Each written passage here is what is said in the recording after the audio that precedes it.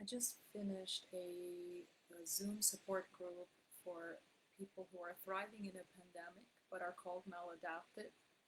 And the reflections that I have, I want to make sure that they are time logged when I have that energy of what was shared in this space. And the real time notes that I have taken were my immediate reactions, my subconscious playing with my fingers on the keyboard and letting it flow. Whatever was relatable, I just logged it on a note list because that's how I accommodate myself. And I want to reflect about what the topics were. So when people were originally joining, it was just a room, right? Just a friend of mine, a professional friend, and a person who met me through my public figure page. And they don't know each other, and we're sitting and waiting for space to fill, right? So in that awkward space, I introduced my friend as someone that I've met in Troublemaker University. And from there, we went into this conversation about what troublemaking means, what creative self play means, finding the self, liberating yourself from whatever constructs, wherever you come from. So, we wanted to know, how do you give yourself permission to thrive? How do you claim your sovereign right to thrive? A number of years ago, if you have experienced that claiming the power to thrive happened while you were in a very strict religious environment from birth, and recognizing, containing something that there is just not a truth in your actual world. So that could have been a very a difficult transition. And in that time of that transition, few people would use the word thriving to represent what they've experienced. But over the time, the process truly became more sobering. And to claim your sovereign right, you have to also claim your right to have the power of your own mind, what you believe, what you think, and what you choose to be a part of. And, you know, so thinking about people who decorated their background, that shows some self-determination, right? It's a Zoom call. I'm supposed to be in a support group. I'm supposed to be supported. How can I push my authenticity to the next level? I'm not crying for attention. I am calling for attention, to play, to detail, to creativity. So we got to see someone's background today, which was a red and blue checkerboard with a chicken in every other box. And it was fantastic.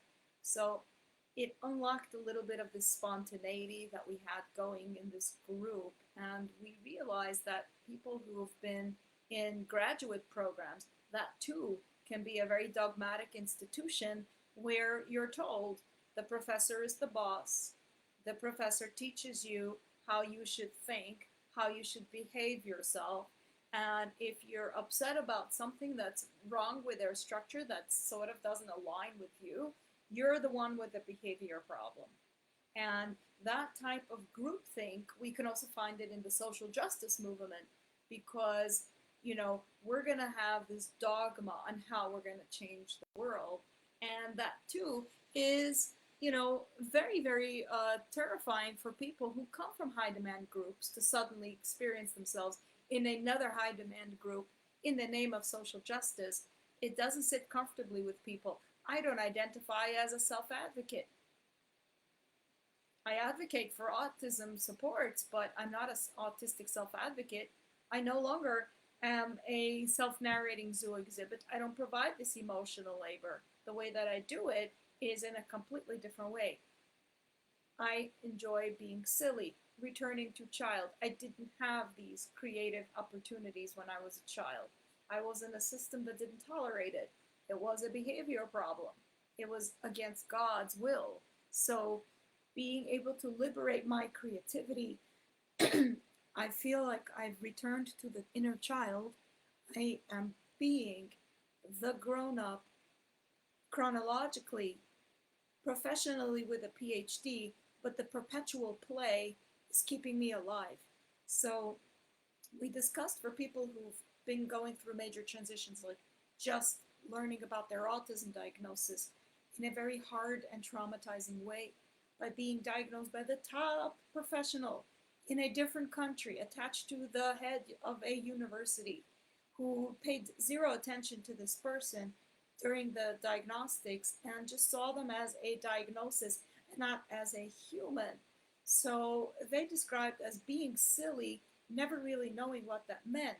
This sense of agency, once they developed this feeling for about a year, they began to do more important research on their own and struggling to work with sensory overload, but not being validated, giving everything but not being seen or understood, being just diagnosed in your late 40s. I will have to help myself to an inhaler. I've been talking for a while. I need to stop coughing.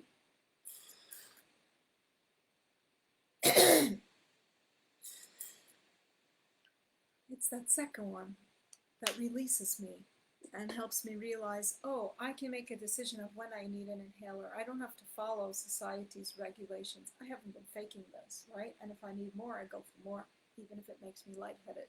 So where is this perpetual child, your perpetual child in your world where you're situated right now, and everybody shared, and learning from other people about where they're currently situated, where you're at, and why are you thriving?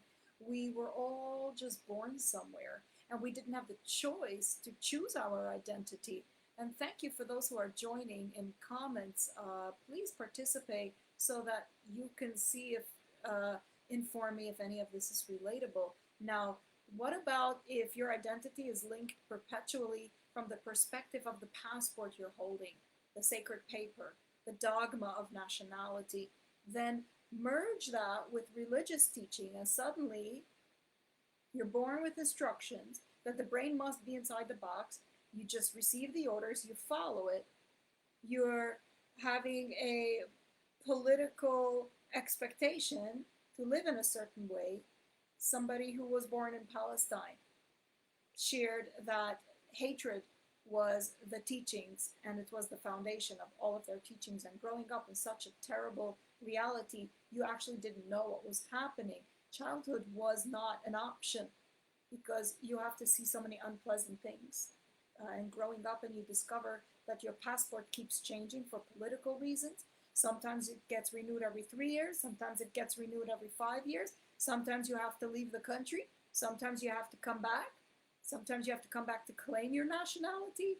And then you find out when you go to the bank in another country, Palestine doesn't show up in the bank system. So you actually can't withdraw your money from your own bank account. So what is yours? What is your sovereign right? Do you have the autonomy to have access to your own finances or passport? That sacred paper of belonging. So you learn that you're an infidel if you try to ask questions. You discover you're an outsider, that your thoughts have to be in a very specific direction. And if you're outside the box, everyone is rejecting you, treating you like you're a stranger, you don't belong, you must not be considered part of the family or a group or of any society ever again because you're the bad guy. You're the one who chose to think like this. So here, wherever you want to go, you cannot even be considered because your passport suddenly is not even a thing. Metaphorically, coming back to the reality of, let's say, people who have been diagnosed or discovered an autistic identity for themselves, that is a world that has completely been undiscovered. The trauma of suddenly finding out that your actual whole life has been a lie because it has been explained by this newly acquired autistic identity. And as you learn to fit into that mold, you can find dogma on both sides. You'll find the dogma of people in the clinical world who will tell you, you must be autistic in the following ways, or the naysayers on the other side who are saying, oh, well, you couldn't possibly be autistic, you don't look autistic, or surely you must be so high functioning. And I had a psychiatrist once who I had to go to because I was referred and I could not actually access therapy because the clinic's policy was You have to meet with a psychiatrist to decide if you're a candidate for therapy. So the psychiatrist asked me, oh, and are your children as high functioning as you? And I took that liberty at that time to just go full on and explain exactly my aversion to labels of functioning. And she thanked me forever, and we've stayed in touch. This is how you make friends in your journey, not by hiding and staying alone and being isolated.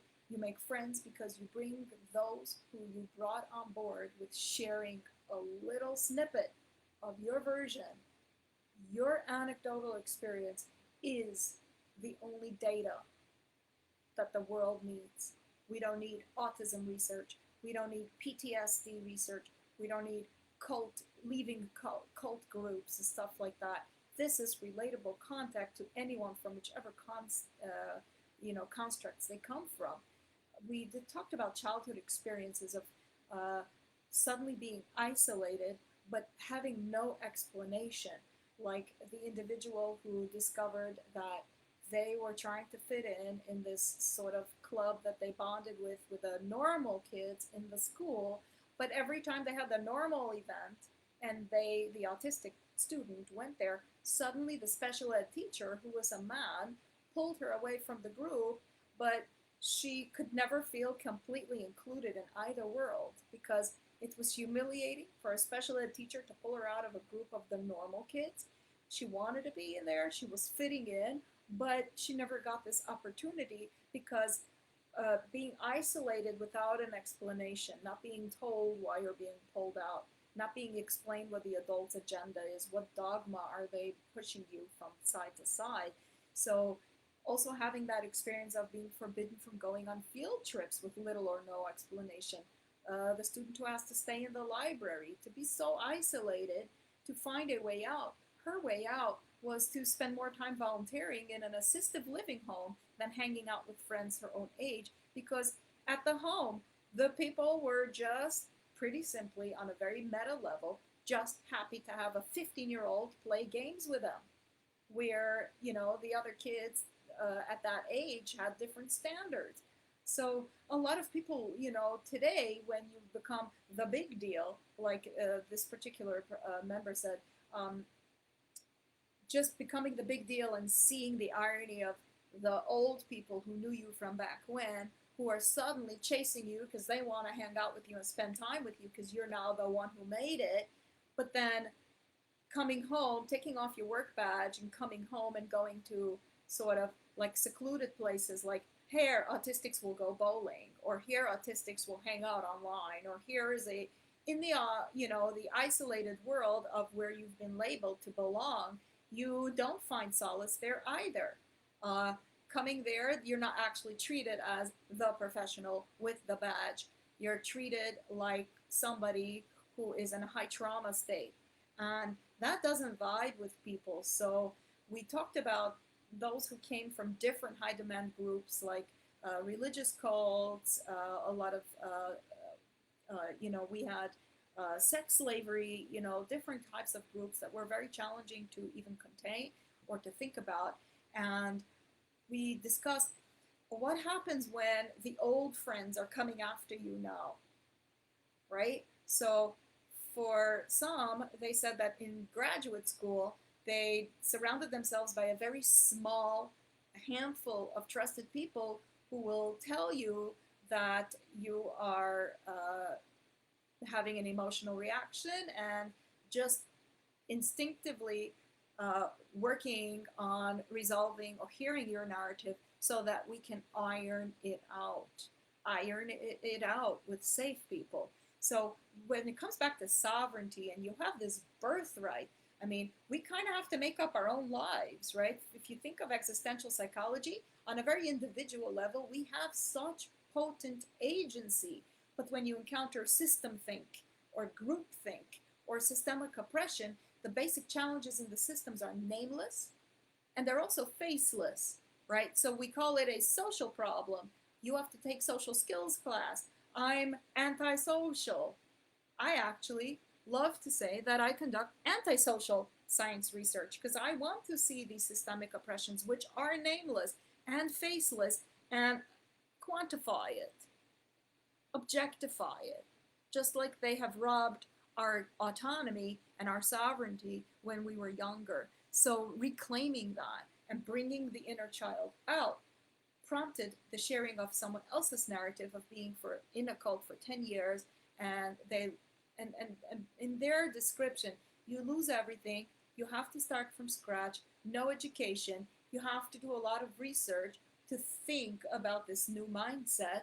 You have to start removing all the layers, removing the brainwashing until you find who you are, the core of yourself. And when you realize this cultic mindset, you can see it everywhere.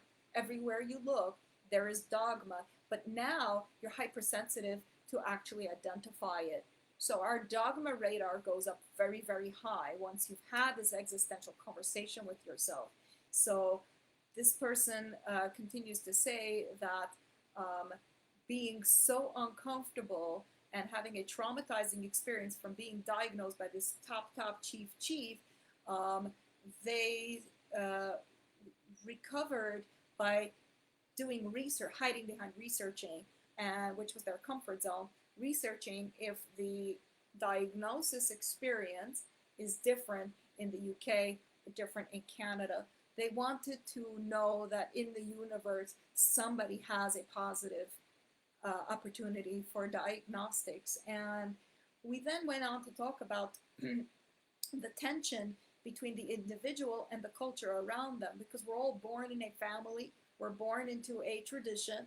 A tradition is an extraordinarily powerful tool. And at that point, we were clocking in at 49 minutes, which was our promised Zoom time. So anyone who stayed beyond that, it was just extra leisure. And so on this very individual level, when these changes happen to someone, life can be incredible. Learning, opening your eyes to see that, oh my goodness, my life can be. Love is possible. Who knows? But then, you're paraded around, you're looking at the parade of the examples of success. And, when you're trying to achieve those milestones for yourself, the inertia seems to move very, very slowly. And the traditions you've been raised with your entire life, it becomes very difficult suddenly to continue and carry those on, because you're starting to see some traction about these examples of success because they become relatable to you or you admire it.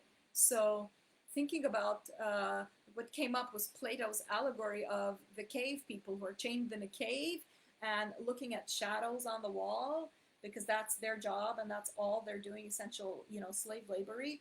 But at the end of that story, one of them is let free to go check on the outside world to see if the shadows reflect what is actually experienced in the outside world. But then that individual who leaves the cave and is unchained actually experiences some light, and it becomes a very intense experience.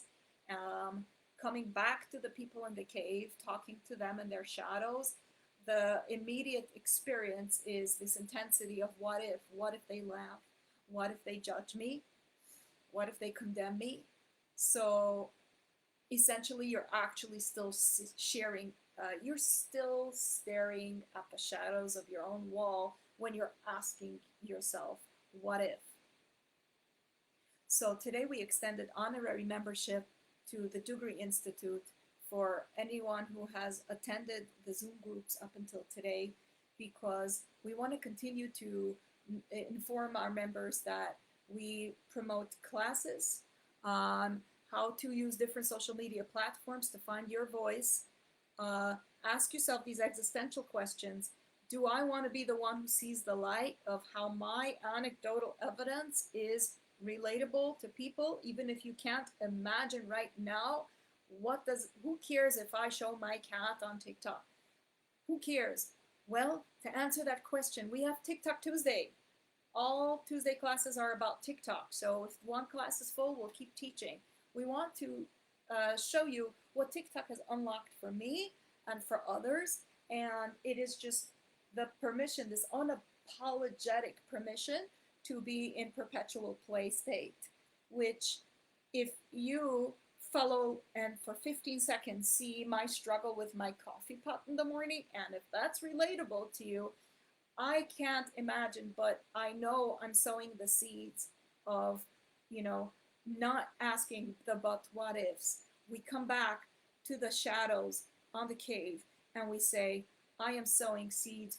You can't imagine what is sprouting under the soil. I went out there and I saw it, because eventually something happens. The private messages, you've made me giggle. Your TikTok videos are cracking me up. Even if one person never watches my TikTok videos, I will continue to do it because it's for myself, you know, being able to be completely who I am. And all the people who have tried to hurt me in my adult life, that's because my existence shattered their worldview. And an autistic person trying to have a career, no, no, no, no. So you encounter this type of hazing in the professional, in academia. No, we can't have disabled people in our class. We can't have blind people learning how to be teachers for the visually impaired and blind students. Why? You don't know how to adapt your curriculum to blind students? This continuous blocking and blocking and blocking, over just erase it. Just continue to exist. Put yourself into existence mode and thrive and play and just do, because you already belong. You have already been born. You have an identity. You're allowed to exist. You're allowed to be. Learning to speak up, even if they don't want to hear it. Being told to stay in your place. We're the grown-ups, so we can bully you ruthlessly. You know, getting away from that. Where do you go to? And, you know, we had a clinician in the group who heard these narratives of the trauma of leaving groups or leaving an identity when you experience an autism diagnosis. Your whole life goes bust. And, you know, maybe all those misdiagnoses are suddenly, you know, there's so much retribution when you can liberate yourself from these diagnostics that you didn't align with, but suddenly you have something that rings true for you, whatever it is. Let it be schizophrenia, if you're a trans individual, whatever is what you come out to yourself, you accept because you identify with it. That part of knowing from another clinician, the message of hope, she says, is as a clinician, to hear what autistics are overcoming in their own usual development. It's not unusual, and it's like all other people who try to find their group and their community as part of natural human development. And when you have to explain your story, it's because it's up to you to teach the clinician, because most deemed professionals don't at all know what they're doing. So you have to decide, am I going to be a champion in my own life? Can I take a lifetime to advocate for my life?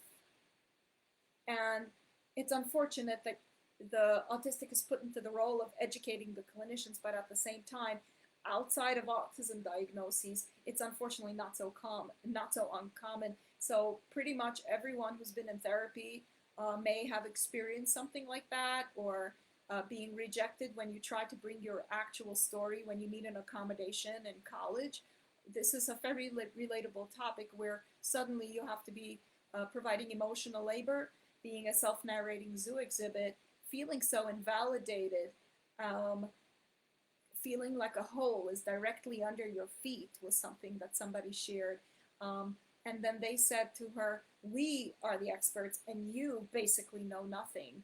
So for her, she experienced that it is the nervous system of both people in this relationship of, I'm going for a diagnosis, you're the counselor, you're this, you know, you're the genius, I'm the apprentice, in a professional career. I am the supervisor, you're the employee. Any type of systemic dynamic change that makes it impossible for a person to thrive, it is, if you look at it from the cognitive side that involves the nervous system, we know that it's a relationship from nervous system to nervous system. So it takes out this whole personhood. The diagnosis, it becomes on the human level, it becomes so beautiful because it's not, you know, the oppression of these, the church of psychiatry, which I like to call it. But you start to see the side somehow that they are living, existing opposites that can be contained in a single relatable moment, digital or in person. So we went on to talk about moving into like more compliance. You're finally a professional. Now you have to have HIPAA compliance. You're not allowed to talk or reflect about what you experienced. And being a non-clinician, not licensed as a clinical psychologist, I have this privilege where I can use my professional judgment to decide how to de-identify the people who didn't choose to share publicly during the call, but opted for my reflection to sort of bring it to you as you're hearing this. And overall, what we took away from was if somebody was on the Zoom call and they weren't ready to show their face, which was one of our requirements, we said, for the next meeting, what sense of play are you bringing? Bring your inner child, bring puppets. Show me your pet, forward facing camera. Show me the landscape. Show me the wallpaper of your living room. Something relatable. And for that person, it turned out that because we had this conversation, we discovered that right now, their situation is trauma from being forced into eye contact from a very young age. So eyeballs is not in there, you know, it doesn't compute, does not scan at all, not doing the eyeball thing. But when we talked about bringing the child's play, there was a comment that, yes, I will try to see what I can play with to return to child, and I'm comfortable showing my cat because I love cats. And then to explain how much they love cats, it was because dogs, or puppies rather, are very emotionally demanding. And I mean, that at least explains why so many autistic people are cat people rather than dog people. But yesterday's group, we talked about being pet non-conforming. You can love both dogs and cats, and we don't have to be in that binary of being a cat person or a dog person. So we are happy to announce that these Zoom groups will continue every second weekend, and we will make more if all seats are taken. We will increase to meet the demand. And at the same time, congratulations to the honorary members of the Dugari Institute. You get one free pass every month for our Zoom groups and access to our internal playlist. And we will post membership information coming soon. So please, for now, bookmark doogari.org, DOOGRI, doogari.org/thriving, or you can Google search Doogari, DOOGRI, thriving, and after this live reflection, there will be all of these links in your description because we're accessible like that, and that's actually our tagline. Being accommodating is sexy, and at the same time, it makes accessible for all of us to play together while you're unlocking your own inner child. Return to it, come out and play, have a good laugh from a 15-second TikTok video.